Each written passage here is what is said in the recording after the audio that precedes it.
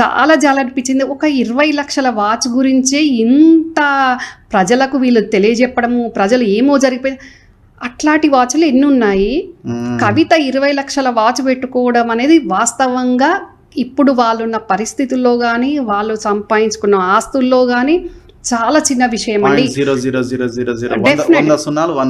Definite గా. ఎందుకంటే కవిత పిఏలే ఫార్చునర్లు, కియాలు, Innova క్రిస్టాలు ఒక్కొక్కరు 2 కార్లు మెయింటైన్ చేస్తున్నప్పుడు, కవిత పిఏకే ఆల్ 6 ఫార్చునర్ కార్ గిఫ్ట్ ఇచ్చినప్పుడు కవిత 20 లక్షల వాచ్ పెట్టుకోవడంలో మీరందరికి అంత వింత ఏమనిపిస్తుంది? నాకు జాలనిపిస్తుంది. ఎందుకంటే మీకు పాపం తెలియదు, ఈ 20 లక్షల వాచ్కే ఆశ్చర్యపోతున్నారు. కానీ ఈరోజు కవిత పిఏకు కవిత ఫార్చునర్ కార్ గిఫ్ట్ ఇచ్చే పరిస్థితిలా కవిత ఉంది. తీసుకునే దాంట్లో పిఏలు ఉన్నారంటే ఇక ఈ వాచ్ ఏం లెక్క అండి? ఏం లెక్క చెప్పండి? ఫామ్ హౌస్లు, వాచ్లు, ఇదేంటి మన విల్లాలు కూడా ఉన్నట్టు కదా. ఫార్చునర్ కార్ వాల్యూ ఎంత? 40-45 లక్షలకు తక్కువ ఉండదు. ఇక 20 లక్షల వాచ్ ఏం లెక్క అండి?